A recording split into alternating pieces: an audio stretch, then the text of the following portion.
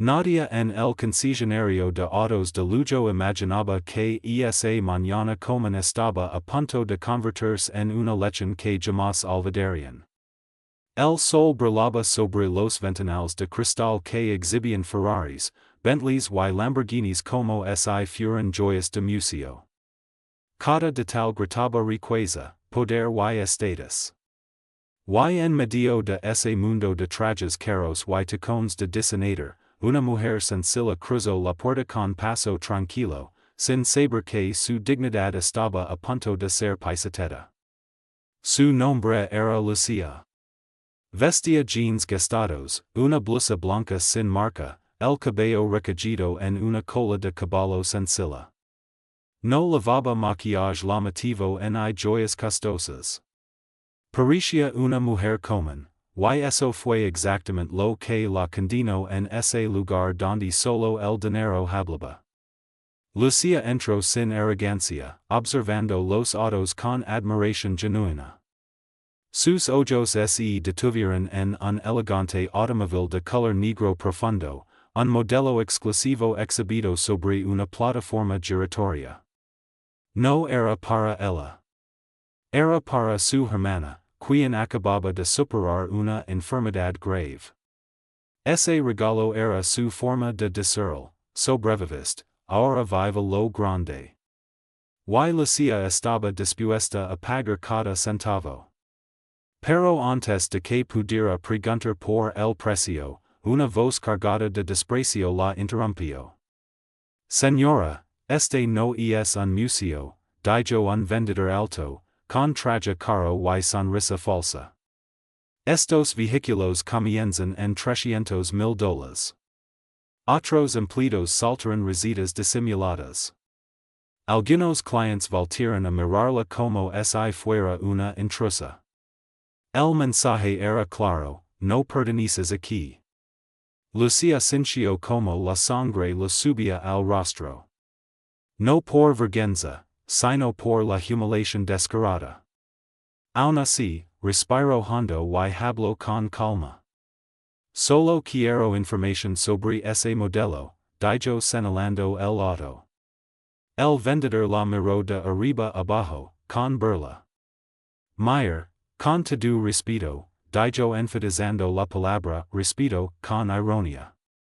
Personas que pueden pagar este tipo de autos no se visten de esa forma. No pierda su tiempo. Ni el mío. Ella tragó saliva. Los murmullos aumentaron. Sus dedos temblaron ligeramente, pero su voz se mantuvo firme.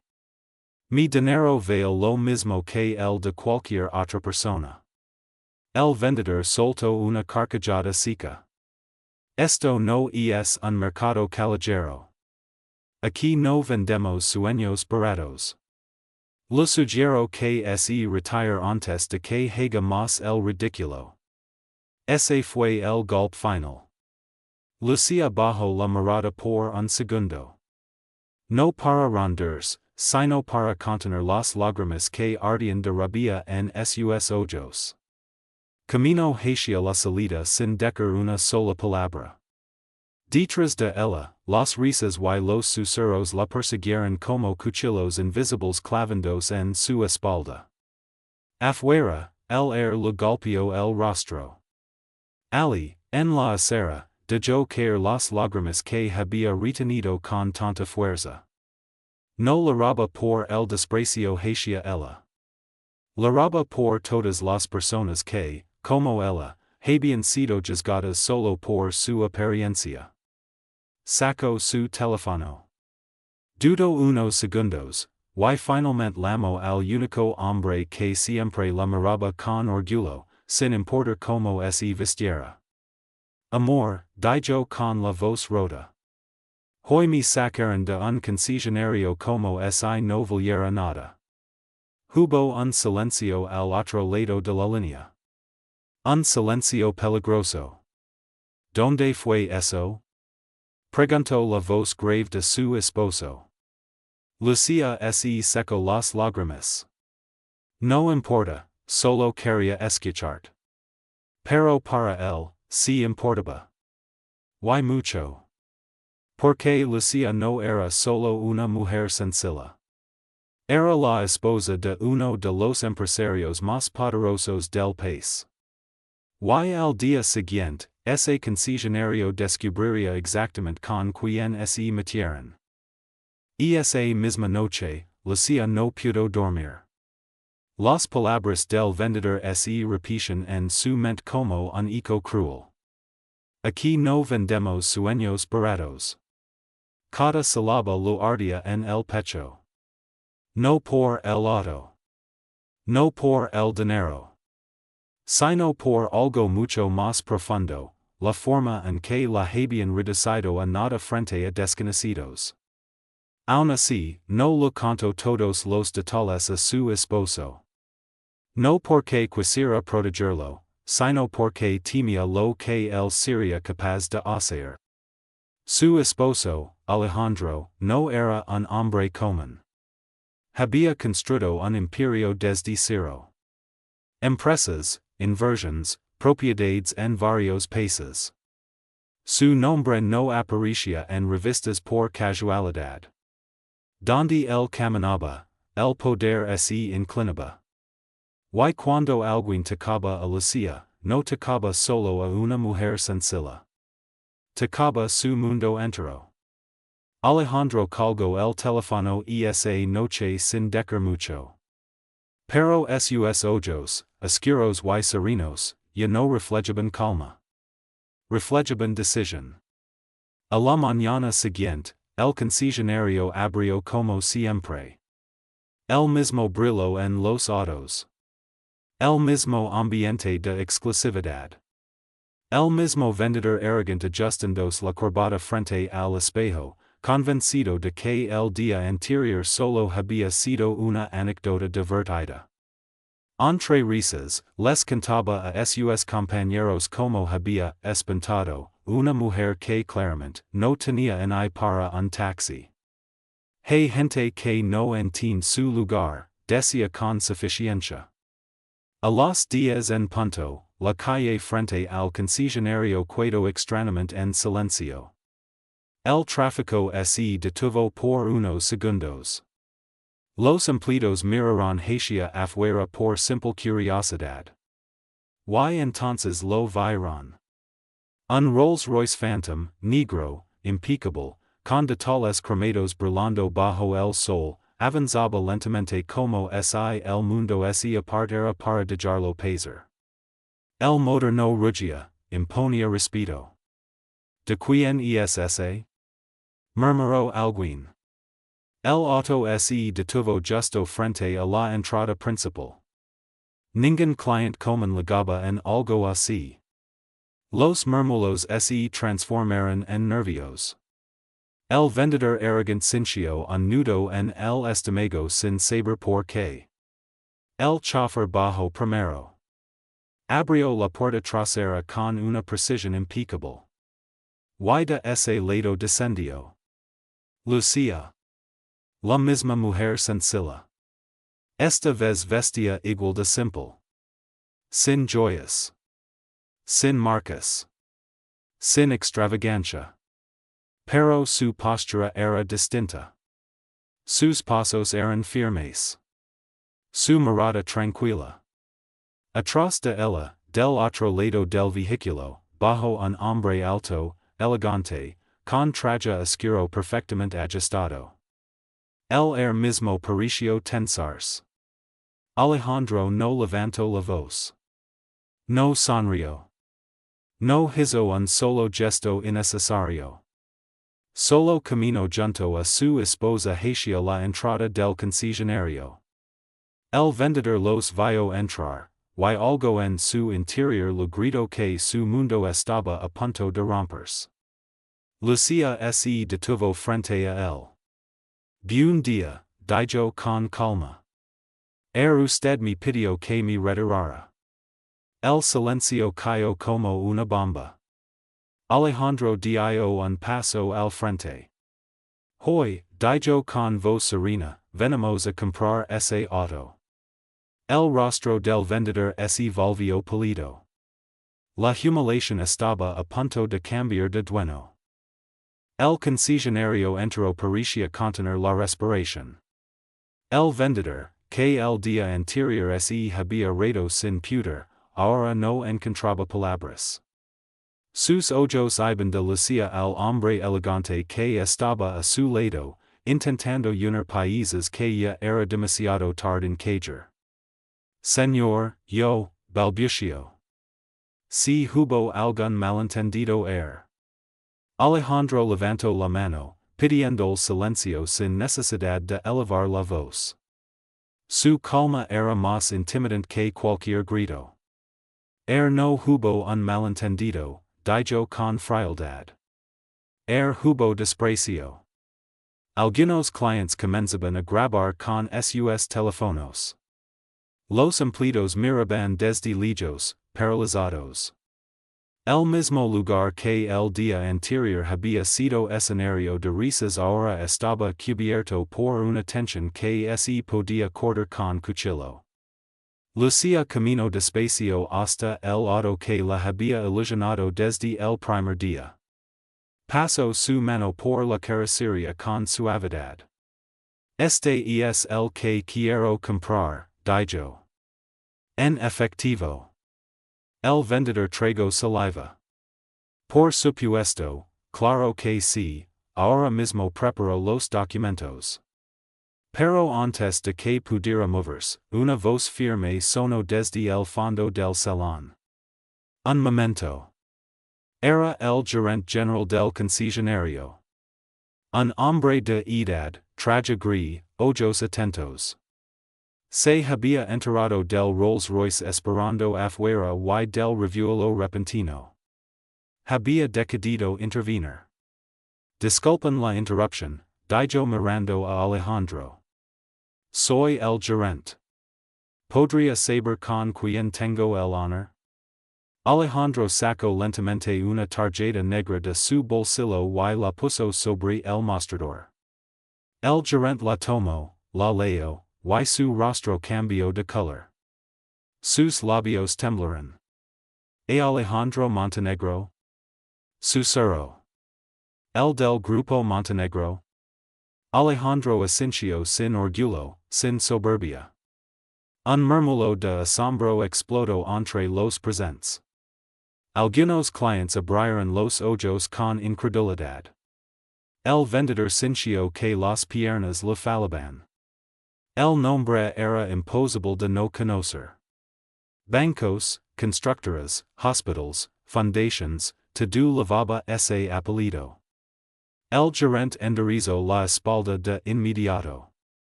Es un honor recibirlo en nuestro concesionario, señor Montenegro. Alejandro lo miró fijamente. Mi esposa no recibió ese honor. El silencio se volvió insoportable. Lucía, con voz serena pero firme, añadió. No vine como la esposa de nadie. Vine como una persona, y me trataron como si no valiera nada. El vendedor bajó la cabeza. Ya no quedaba rastro de su arrogancia. Yo no sabía quién era usted. Alejandro dio un paso al frente. Ese es exactamente el problema, dijo. No deberías necesitar saber quién es una persona para tratarla con respeto. Las palabras cayeron como un juicio. El gerente comprendió que no solo estaba en juego una venta, estaba en juego el prestigio entero del lugar. Y el castigo apenas comenzaba. El gerente respiró hondo. Su mirada iba del rostro sereno de Alejandro al temblor visible del vendedor. Sabía que cualquier decisión que tomara en ese instante marcaría el destino de todos. A su alrededor, los clientes seguían grabando, los susurros corrían como fuego. Señor Montenegro, dijo con respeto, lo que ocurrió aquí no representa los valores de esta empresa. Le ofrezco una disculpa pública y inmediata. Alejandro no respondió enseguida.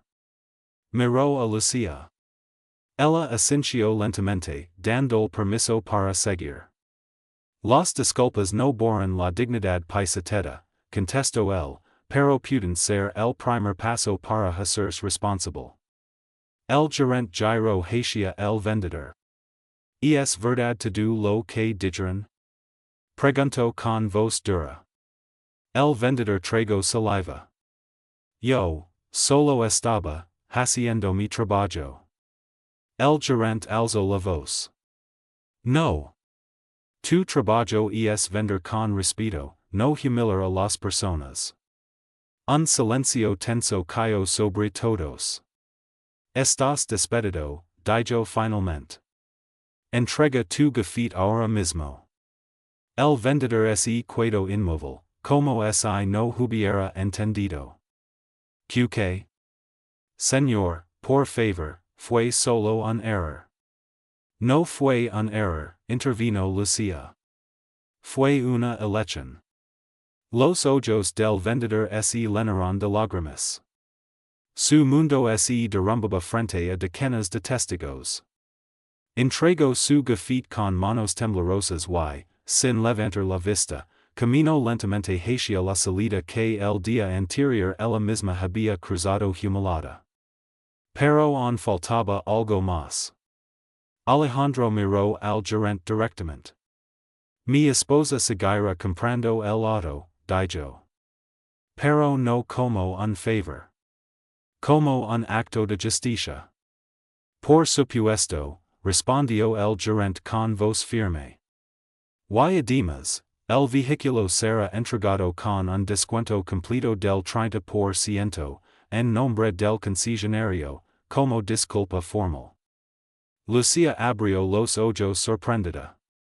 No buscamos regalos, dijo. Alejandro tomó su mano. No es un regalo, contestó. Es una corrección. Mientras los documentos comenzaban a prepararse, algo más se transformaba dentro de Lucia. Por primera vez, no sentía vergüenza, sentía que, finalmente, alguien había defendido su valor frente al mundo. Afuera, el sol seguía brillando. Pero dentro del concesionario, una lección acababa de quedar grabada para siempre. Nadie notó exactamente quién subió el primer video a las redes. Solo se supo que, en cuestión de horas, las imágenes del concesionario comenzaron a circular como fuego en pasto seco. Se veía a Lucia de pie, calmada. Se escuchaba la voz firme de Alejandro. Y al final, el vendedor entregando su gafete con las manos temblorosas. Millones de personas vieron, comentaron, compartieron. Así debería ser la justicia. No juzgues por la ropa. El respeto no se compra, se da. Los nombres del concesionario y del vendedor aparecieron en todas partes. Algunos lo defendían, pero la mayoría entendió el mensaje, no fue solo una mala venta, fue una humillación innecesaria. Horas después, la empresa emitió un comunicado público ofreciendo disculpas formales y anunciando nuevos programas obligatorios de capacitación en respeto, trato igualitario y ética profesional. Las palabras eran cuidadas, pero el mundo sabía por qué reaccionaban tan rápido. Mientras tanto, Lucia y Alejandro regresaron a su casa sin escoltas, sin cámaras, sin celebrar. Para Lucia, lo importante no había sido el castigo, sino algo más profundo, sentir que su dignidad había sido restaurada ante todos. Nunca quis que nadie perdiera su trabajo, susurró esa noche. Solo quería que entendieran. Alejandro le besó la frente. Y lo entendieron, porque el mundo entero lo vio. Días después, el auto fue entregado. Pero no hubo alfombra roja ni fotógrafos. Lucia misma condujo el vehículo hasta la casa de su hermana. Cuando ella lo vio, rompió en llanto. No puedo aceptar algo así. No es por el dinero, respondió Lucia sonriendo. Es por celebrar que sigues aquí.